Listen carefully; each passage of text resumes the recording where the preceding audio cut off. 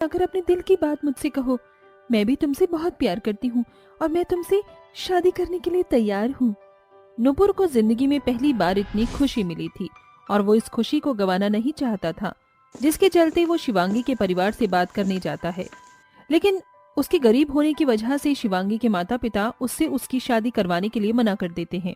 मजबूरन नुपुर और शिवांगी को मंदिर में जाकर शादी करनी पड़ती है, जिसके बाद नुपुर शिवांगी को अपने साथ अपने घर ले आता है। दरवाजा खोलो माँ, कहाँ हो आप माँ? नुपुर की मां कल्याणी जैसे ही दरवाजा खोलती है, वो अपने बेटे के साथ शादी के जोड़े में एक लड़की को देखती है। ये कौन है बेटा? मैंने ऐसा कभी नहीं सोचा था कि तू किसी लड़की से शादी कर लेगा और अपनी माँ को बताएगा भी नहीं। अरे माँ, सारी बातें यही कर लोगी या फिर हमें अंदर भी बुलवाओगी? नुपुर घर में आने के बाद अपनी माँ को अपनी लव मैरिज के बारे में सब कुछ बताता है, जिसके बाद कल्याणी अपनी बहू से कहती है, बहू, हम लोग बहुत ज्यादा गरीब हैं, लेकिन चिंता मत करना, हम सब तुम्हारे साथ तुम्हारी तरह रहने की पूरी कोशिश करेंगे। मुझे तो बस इस बात का डर है कि तुम इतने अमीर खानदान से आई हो, इस छोटे से घर में और गरीबी हालत में कैसे गुजारा करोगी। माँ जी, आपने मुझे अपनी बहू के रूप में स्वीकार लिया, मेरे लिए तो इतना ही काफी है। आप चिंता मत कीजिए, आपसे ये परिवार मेरा भी है और इसमें चाहे दुख हो या सुख हो, मैं हर सिचुएशन में आप लोगों के साथ ही रहूंगी। शिवांगी को शुरुआत के दिन तो बहुत ज्यादा कठिनाई से बिताने पड़ते हैं। कभी घर में तेल खत्म हो जाता है, तो कभी आटा खत्म हो जाता है, तो कभी सब्जी लाने के पैसे तक नहीं होते। इतनी सारी परेशानियां देखते देखते एक बार तो शिवांगी को अपने अमीर मायके की याद तो बहुत आती है, लेकिन फिर उसे अपने गरीब पति की हालत भी दिखाई देती है कि वो इतनी मुश्किलें उठाकर किस प्रकार से घर को चला रहा होता है। समय के साथ वो गर्भवती भी हो जाती है, जिसके चलते एक दिन उसका गोलगप्पे खाने का बहुत मन होता है।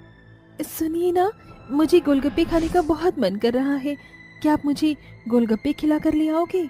माफ करना शिवांगी, मेरे पास पैसे नहीं बचे।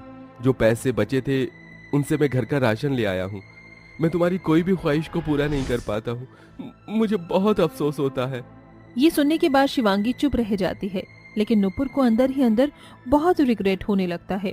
ऐसे ही धीरे धीरे पूरे 9 महीने बीत जाते हैं और शिवांगी एक बहुत सुंदर और प्यारे से बच्चे को जन्म देती है, जिसके बाद शिवांगी अपने बेटे की परवरिश में कोई कसर नहीं छोड़ना चाहती थी, लेकिन गरीब होने के चलते वो उसके लिए भी कुछ नहीं कर पाती। कभी कभी मुझे समझ नहीं आता, अगर मेरा बेटा बड़ा होगा तो वो कौन से स्कूल में जाएगा, प्राइवेट या सरकारी, और फिर हम उसकी कितनी सारी ख्वाहिशें होंगी, मैं उन्हें कैसे पूरा करूंगी। शिवांगी को अपने आने वाले कल की बहुत ज्यादा चिंता होती है। वहीं उसे खाने पीने का बहुत ज्यादा शौक होता है, जिसके चलते वो अपने मन को मार मार कर अपने गरीब परिवार के साथ अपने दिन ऐसे ही बिताती रहती है। धीरे धीरे उसका बेटा भी अब बड़ा हो जाता है और एक दिन राजू उसके पास आता है और कहता है, माँ, सभी बच्चे अपने पेरेंट्स के साथ बाहर घूमने जाते हैं, अच्छी अच्छी चीजें खाते हैं, आप कभी भी मुझे नहीं लेकर जाते।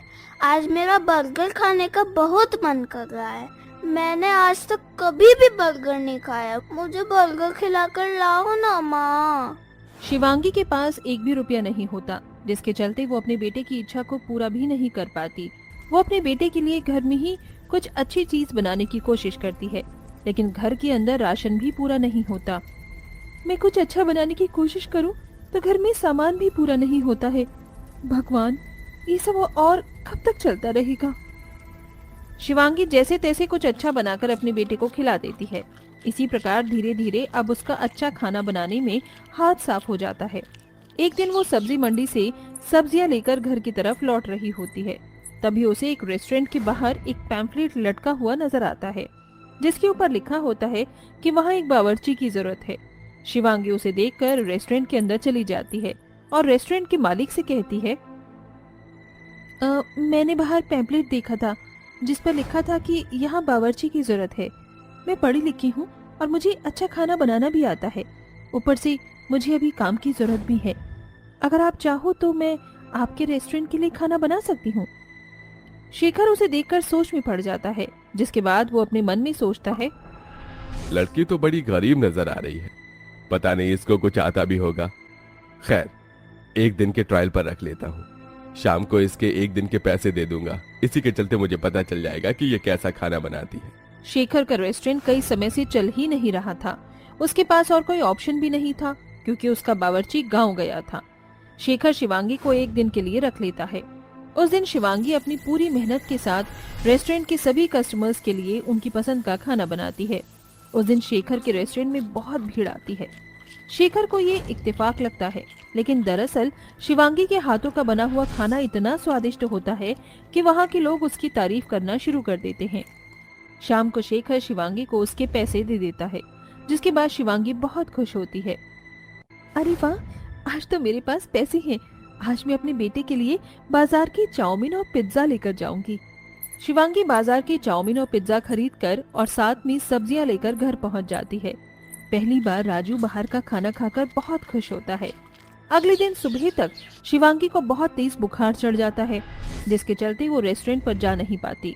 वहीं शिवांगी के ना आने की वजह से शेखर के रेस्टोरेंट पर भी ज्यादा कस्टमर नहीं आते। कई साल बाद मेरे रेस्टोरेंट पर इतनी भीड़ इकट्ठा हुई थी, लेकिन उस लड़की के ना आने की वजह से अब मेरे रेस्टोरेंट पर कोई भी नहीं आया। मुझे उस लड़की को अपने रेस्टोरेंट के लिए हायर कर लेना चाहिए। शेखर शिवांगी को ढूंढते ढूंढते उसके घर पहुंच जाता है, जहां वो उसे अपने रेस्टोरेंट में नौकरी करने के लिए कहता है। शिवांगी बहुत खुश होती है, जिसके बाद वो रेस्टोरेंट में नौकरी करना शुरू कर देती है। शिवांगी अपनी मेहनत से अपने घर की हालातों को धीरे धीरे ठीक कर लेती है।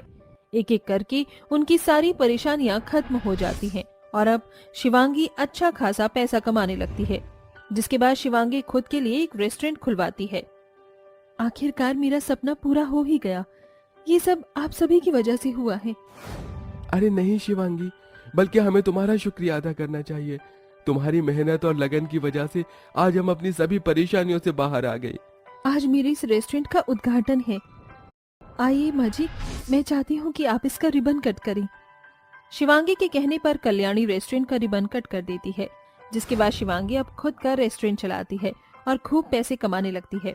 अब उसे किसी भी चीज की कोई कमी नहीं होती, जिसके चलते वो अपने परिवार को एक अच्छी जिंदगी दे पाती है और अपने बच्चे को भी